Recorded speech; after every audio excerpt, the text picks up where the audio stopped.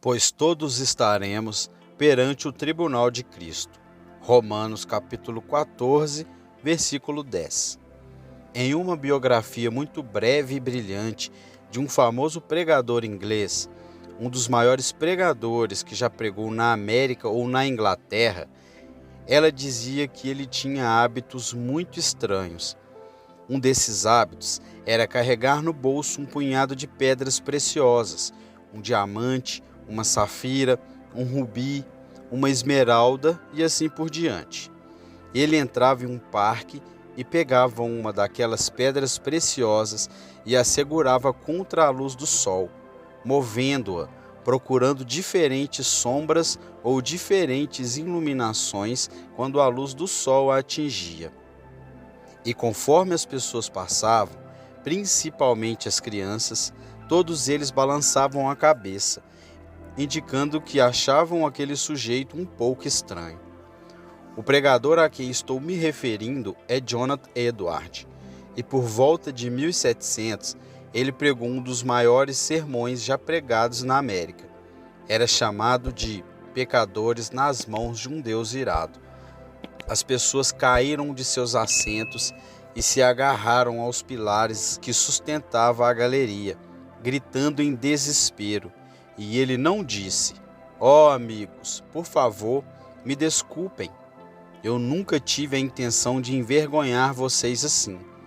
Havia uma razão para seu poder e unção naquele dia, porque antes de pregar, ele orava. Repetidamente ele orava: "Ó Deus, ponha a eternidade em meus olhos." Eu não conheço ninguém mais que já orou por isso. Talvez tenhamos dito isso, mas se Deus deveria carimbar a eternidade ou mesmo o julgamento em nossos olhos, estou bastante convencido que seríamos uma tribo de pessoas muito diferente. Certa vez, alguém disse àquele grande erudito Daniel Webster: "Você tem uma mente colossal. Qual foi o maior pensamento que você já teve?" Ele disse: "Já pensei em muitas coisas, mas o pensamento mais incrível, mais aterrorizante e devastador que já tive é minha responsabilidade pessoal perante Deus um dia." Existem cerca de 3,4 milhões de palavras na palavra de Deus e um escritor de hino chama a Bíblia um caixão de ouro onde estavam guardadas as gemas da verdade, o desenho do céu de Cristo, a palavra viva. Eu sugiro que, como Jonathan Edwards selecionou uma pedra preciosa e ergueu até a luz do sol, nós selecionamos uma palavra deste caixão dourado e a erguemos para a luz da eternidade. E essa palavra é julgamento. Você pode dizer a Deus que não está preocupado com o que tenho a dizer sobre isso, mas espero que pelo menos diga: "Por favor, Senhor." Você me dará uma nova iluminação sobre este fato impressionante do julgamento? O livro da Revelação. Eu quero ler o livro do Apocalipse. Frequentemente, os pregadores chamam esse livro de Apocalipse de São João, mas esse não é o título. É o livro da revelação de Jesus Cristo. Revelação significa o desdobramento, a retirada do véu. Acho o livro do Apocalipse um livro de mistério, um livro de majestade e um livro de miséria, porque me mostra o estágio final de homens e mulheres perdidos. Isso me mostra que para todo o sempre eles serão separados de Deus. Se há 1 milhão de estranhos para o inferno, não há uma saída. Mas se no céu eles cantam continuamente, digno é o Cordeiro, no inferno a única coisa que eles cantam é: a colheita passou, acabou o verão e não somos salvos. Jeremias capítulo 8, versículo 20. Eu sugiro que você leia os capítulos 17, 18 e 19 do livro de Apocalipse. Este livro tem uma impressão que nenhum outro livro tem na palavra de Deus, porque diz: "Bem-aventurado aquele que lê e aquele que ouve." Apocalipse capítulo 1, versículo 3. Há muitas pessoas que leem, mas quantas realmente ouvem? Em Apocalipse capítulo 20, no versículos 11 e 12, 14 e 15, diz: Eu vi um grande trono branco, e aquele que estava sentado sobre ele, de cuja presença a terra e o céu fugiram, e nenhum lugar foi encontrado para eles. E eu vi os mortos, os grandes e os pequenos, de pé diante do trono, e os livros foram abertos, e outro livro foi aberto, que é o livro da vida. E os mortos foram julgados pelas coisas que foram escritas nos livros, de acordo com seus atos. E o mar entregou os mortos que nele estavam, e a morte e o inferno foram lançados no lago de fogo. Esta é a segunda morte, o lago de fogo. E se o nome de alguém não for achado escrito no livro da vida, ele foi lançado no lago de fogo. O julgamento dos pecadores. Essas passagens recém-citadas do livro de Apocalipse são geralmente entendidas como se referindo ao julgamento dos pecadores. Eu vi um grande trono branco, típico, obviamente, de pureza, e aquele que se assentou nele. Nós lemos essas coisas e elas meio que deslizam sobre nossas mentes, mas ouça a grandiosidade disso, de cuja presença a terra e o céu fugiram e nenhum lugar foi encontrado para eles. E eu vi os mortos, os grandes e os pequenos, em pé diante do trono, e os livros foram abertos. Vários títulos foram dados a este evento incrível. John Wesley o chamou de o Grande Prêmio. Billy Sunday, com o seu jeito maravilhoso, chamou-o de Domingo de Pagamento. Um pastor cowboy certa vez o chamou de a Última Ronda. Você pode chamá-lo, se quiser, de um encontro com o destino, ou melhor ainda, de seu dia no tribunal. Este livro de Apocalipse começa nos dizendo que essas coisas acontecerão em breve, e isso foi há 2000 anos. Vivemos muito no tempo, estamos muito presos à terra. Nós vemos como os outros homens veem. Nós pensamos como os outros homens pensam. Investimos nosso tempo como o mundo o investe. Mas se considerássemos a eternidade uma realidade, estou convencido de que seríamos uma raça diferente de pessoas. Deve ter sido muito bom viver nos dias de sua carne. Os meninos mais velhos na sinagoga murmuraram e citaram sobre alguém que viria algum dia, mas a maioria deles realmente não acreditavam. Por que Jesus não veio varrendo o céu quando estava tão escuro quanto a noite sobre Jerusalém? Por que ele não veio com 10.000 santos?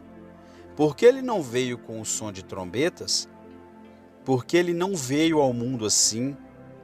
Mas quando ele veio, eles não puderam crer que alguém vestido de carne e sangue, que tinha que comer e dormir e fazer tudo como eles faziam, era o Filho de Deus. Mas Jesus começou a se mexer.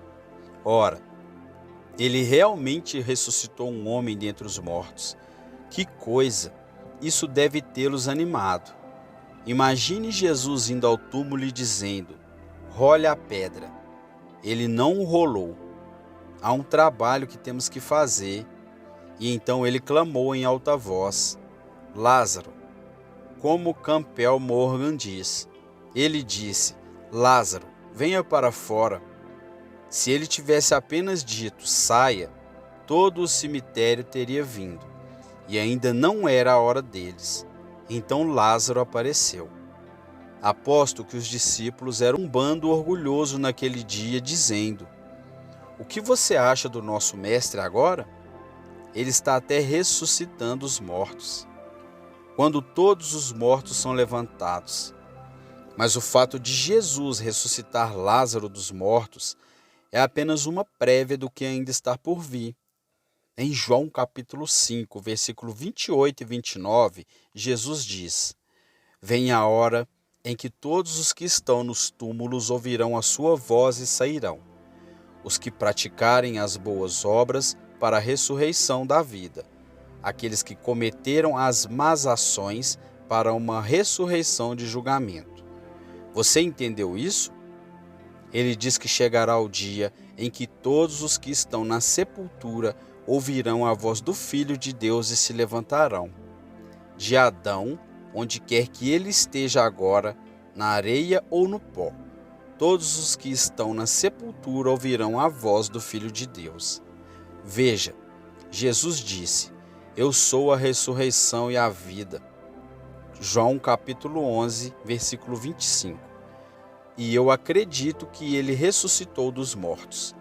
No final do livro de Apocalipse, ele diz: Eu estava morto, e eis que vivo para todo o sempre, e tenho as chaves da morte e do Hades. Apocalipse capítulo 1, versículo 18. Já cruzei o Atlântico cerca de 18 vezes em navios diferentes, e quase todas as vezes que o atravessei, olhei para o mar e disse: Ei, você aí, um dia vai se levantar. Seus piratas ladrões que morreram no Meno Espanhol, e as pessoas que afundaram no Lusitânia e no Titanic, e todos aqueles que afundaram nos grandes navios durante as guerras, todos vocês vão se levantar um dia. A voz do Filho de Deus eles vão se levantar. Milhões, bilhões deles, e todos eles vão comparecer ao tribunal de Cristo. Isso vai ser um espetáculo. Onde isso vai acontecer? Eu não sei onde, mas eu sei que vai ter lugar, já que a Bíblia é o único livro no mundo inteiro que você pode confiar. O livro de Apocalipse não é apenas o fim da Bíblia, mas trata do fim dos tempos e, em seguida, trata das coisas que acontecem depois do fim dos tempos. Olhe por um minuto em Apocalipse capítulo 6, do versículo 12 ao 17. E eu olhei quando ele quebrou o sexto selo, e houve um grande terremoto, e o sol tornou-se negro como saco feito de cabelo, e a lua inteira tornou-se como sangue, e as estrelas do céu caíram na terra, como uma figueira lança seus figos verdes quando sacudida por um grande vento. E o céu foi dividido como um pergaminho quando enrolado, e todas as montanhas e ilhas foram removidas de seus lugares. E os reis da terra, e os grandes homens, e os comandantes, e os ricos e os fortes, e todos os escravos e homens livres se esconderam nas cavernas e entre as rochas das montanhas. E disseram às montanhas e às rochas: Cai sobre nós e esconde-nos da presença daquele que está assentado no trono e da ira do Cordeiro, pois é chegado o grande dia da sua ira. E quem é capaz de ficar em pé? Com quem perecerá Jesus? Em contraste, no final do livro de Apocalipse diz dos remidos, que eles viverão e desejam ver a tua face.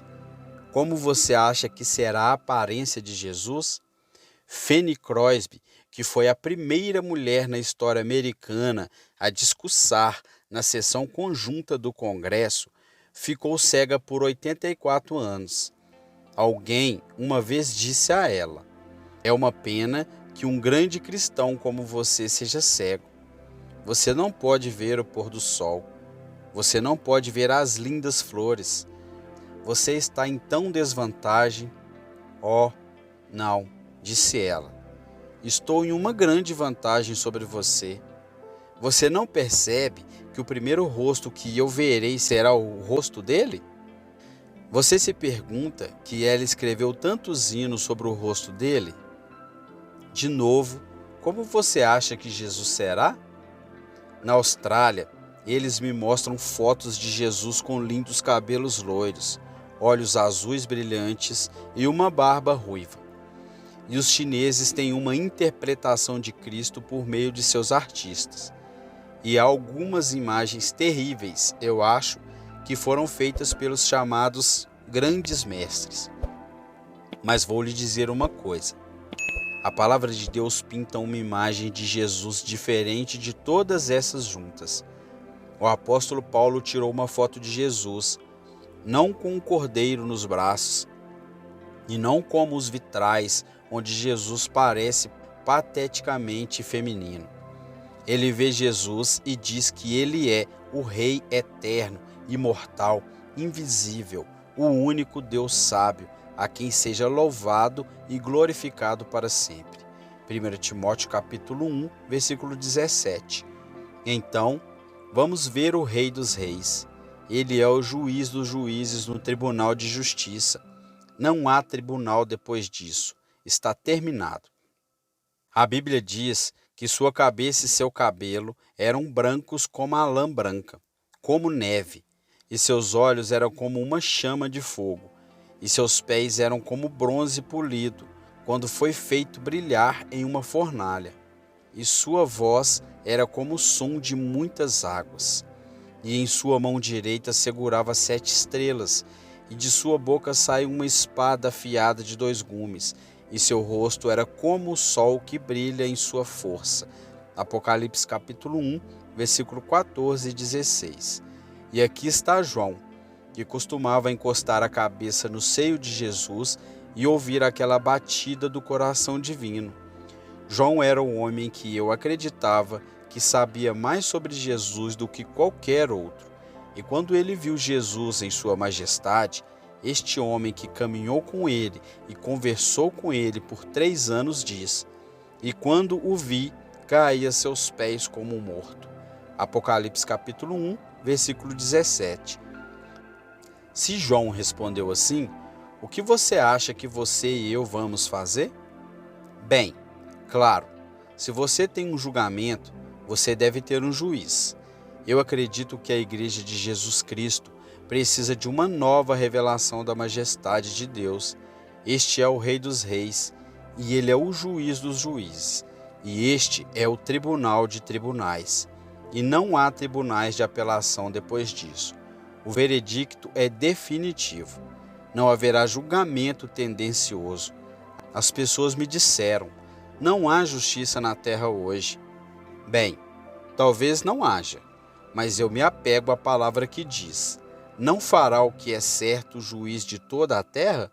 Gênesis capítulo 18, versículo 25. Vemos aqui o juiz em toda a sua majestade impressionante, em toda a sua glória.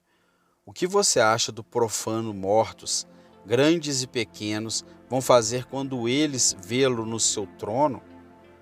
Você acha que eles vão adorá-lo? Não. Eles vão ficar apavorados. Essa é a grande exposição. Tudo vai ser exposto no tribunal de Cristo. Eles não conseguiram encontrar os 18 minutos nas fitas que o senhor Nixon tinha. Bem, eu vou te dizer que tem um registro perfeito deles, e as transcrições serão lidas um dia antes de todos. Haverá 1.000, milhões ou bilhões de pessoas quando você estiver lá no tribunal sem sua esposa para se apoiar, ou sem seu marido, ou seu pregador ou um amigo. Você não pode enviar seu advogado. Você não pode enviar um representante. Paulo escreve em Romanos capítulo 14: todos nós devemos estar no tribunal de Cristo. Não há exceção. Você pode ver aqueles milhões de mortos profanos?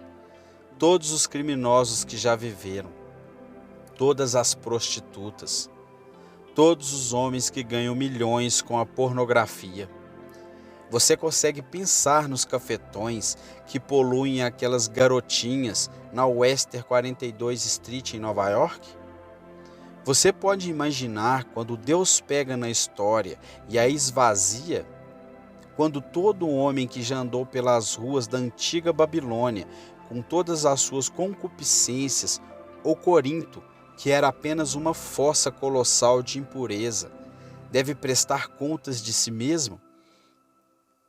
Quando tudo o que aconteceu em Las Vegas na noite passada for jogada na tela na eternidade, cada rei que governa a Inglaterra, os califás de Bagdá, os maharajis da Índia, os multimilionários, os bilionários, todos eles vão resistir um dia. Você consegue imaginar isso? No tribunal de Cristo, eles terão que prestar contas de todas as suas ações feitas no corpo. Cada juiz que tem assento no tribunal superior será julgado um dia por um juiz infalível. Quanto tempo vai demorar? Não sei e não me importo, porque não vamos a lugar nenhum. Memória é eterna. Você pode dizer: bem, senhor Revarreu, não terei problemas sérios, porque não tenho uma boa memória. Bem, você terá um naquele dia. Haverá algumas revelações terríveis. Vai haver choro, pranto e ranger de dentes. João diz que os livros foram abertos. Apocalipse capítulo 20, versículo 12. Que livros? Não tenho certeza do que são os livros, mas acho que o livro dos 10 mandamentos para um, e acho que talvez o livro da memória para outra coisa. Malaquias capítulo 3, versículo 16. Veja, a memória é uma coisa incrível. A memória durará para a eternidade. Não creio que os redimidos se lembrem de suas tristezas e sofrimentos, mas direi que os mortos profanos se lembrarão de cada vez que alguém colocar um folheto em suas mãos. Eles se lembrarão disso por toda a eternidade e desejarão a Deus que ainda tenham uma chance de responder. Eles vão se lembrar de cada uma das orações de suas mães que já ouviram. Eles se lembrarão de cada palavra, de cada sermão que ouviram. Eles vão se lembrar de tudo. Como eu sei? Porque um dia um homem orou no inferno. Não era apenas o lugar errado para orar, mas ele orou para a pessoa errada, para Abraão. E é claro que ele recebeu a resposta errada, de acordo com a resposta que estava procurando. Criança, você recebeu suas coisas boas, mas eu não quero que meus irmãos venham aqui. Mas Jesus diz, lembre-se, Lucas capítulo 16, versículo do 19 ao 31. A memória é eterna. Ela nunca morrerá. A memória não está com defeito. Tudo que você fez, cada palavra ociosa que você falou e cada ação, um dia será lembrada. O grande e o pequeno. Os mortos profanos ficarão grandes e pequenos diante de Deus. Às vezes eu olho para minha enciclopédia britânica e penso em toda a história que vai passar diante de mim na carne. Terei interesse em ver Júlio César e Tibério César. Ficarei fascinado quando Pôncio Pilatos estiver diante de Jesus. Acho que ele ficará mais desconfortável do que Jesus se sentiu diante dele. Será incrível quando virmos os fundadores dessas seitas diante de Deus. Quando, em nome de Deus, a igreja abrirá seu coração e mente e verá que todo homem prestará contas a Deus? Eu não me importo se ele voa em seu próprio jato particular ou quantas cidades ou milhões de pessoas ele governa. Não importa. Todos os grandes e os mais baixos da terra passarão seu tempo na eternidade, onde o seu verme não morre. Marcos capítulo 9, versículo 48. O inferno não será o mesmo para todos. Alguns serão espancados com poucos açoites, outros com muitos açoites. Lucas capítulo 12, versículo 47 e 48. Mas vou lhe dizer uma coisa. Prefiro ser o menor no reino de Deus do que o maior no reino do diabo, tanto nesta vida como na eternidade. Desejaríamos poder mudar alguma coisa quando chegarmos à eternidade. Pelo menos, os homens e mulheres perdidos o farão. Lemos no capítulo 6 do Apocalipse. Disseram as montanhas e rochedos, cai sobre nós e esconda-nos da presença daquele que está assentado no trono e da ira do Cordeiro, para o grande dia de sua ira veio. E quem é capaz de resistir? Ele diz em Apocalipse capítulo 9, versículo 6. E naqueles dias os homens buscarão a morte e não a encontrarão.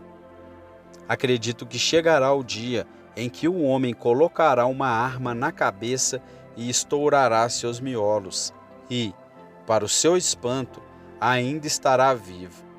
Ele vai se jogar do alto do Empire State Building e ainda está vivo.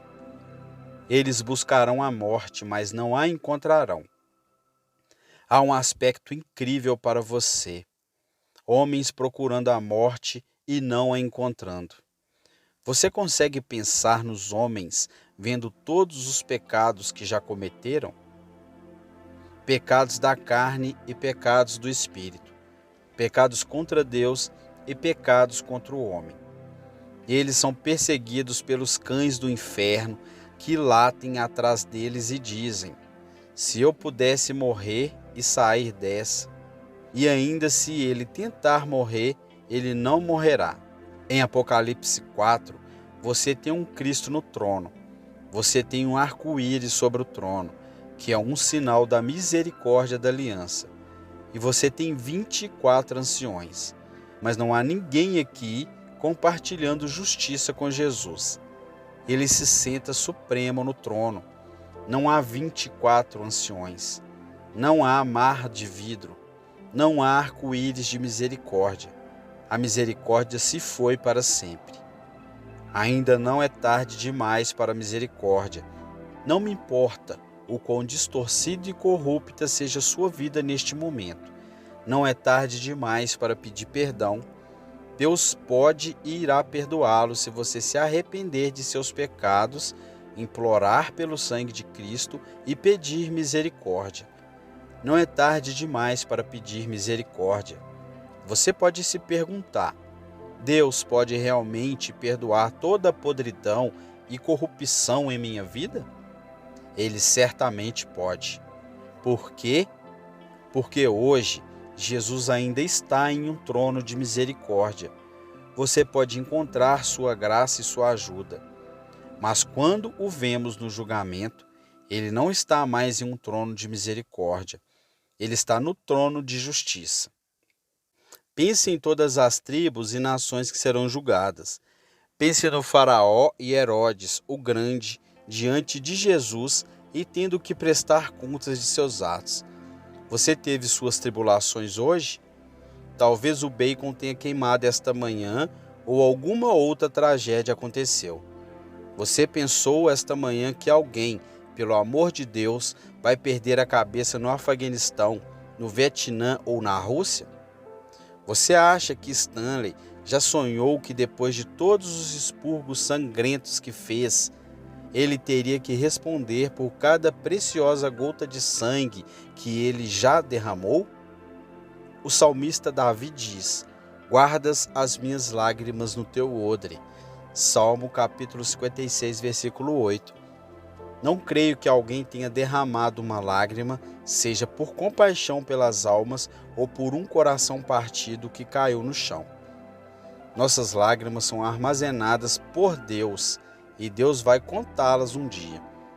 Os judeus talvez clamem por Hitler: Deus, açoite-o, açoite-o. Ligue a fornalha no inferno. Mas ouça, Deus não precisa de nenhum lembrete. Não fará o juiz de toda a terra o que é certo? Gênesis capítulo 18, versículo 25. Se um homem está dilacerado pela luxúria, se sua mente está cheia de maldade, se por causa de suas próprias ações ele pede para ser expulso de Deus com seu próprio pecado e miséria para todos sempre, e daí? Bem, como você acha que seria se matasse 6 milhões de pessoas assim? Deus levará a julgamento toda a obra, com tudo o que está em segredo, a bem e a gravidade de Deus. Acho melhor cuidarmos desse negócio de dar às pessoas apenas parte do Evangelho. Precisamos ter muito cuidado com nossas técnicas de evangelismo desleixado. Sim, é absolutamente verdade que Deus nos ama, mas você lembrará as pessoas da bondade e da severidade de Deus? Uma coisa que está errada com o mundo é que eles pensam que acabou com Jesus Cristo e ainda nem começou com ele, pois ele está no fim da trilha para cada homem, rico ou pobre, servo ou livre, preto ou branco. Você vai lembrá-los de que há um dia em que a misericórdia será cortada para sempre? Você vai lembrá-los de que as pessoas oram no inferno, mas ninguém responde? Os mortos, grandes e pequenos, estarão diante de Deus naquele dia terrível. Os livros serão abertos e a justiça, não a misericórdia, prevalecerá. Não há misericórdia. A misericórdia se foi para sempre. Multidões de pessoas gritarão: passou-se a colheita, acabou o verão e não somos salvos. Jeremias capítulo 8, versículo 20. Você vai lembrá-los enquanto Deus ainda está sentado em um trono de misericórdia, que todos, sem exceção, um dia estarão diante do tribunal de Cristo? Seja sábio, arrependa-se e creia no Evangelho.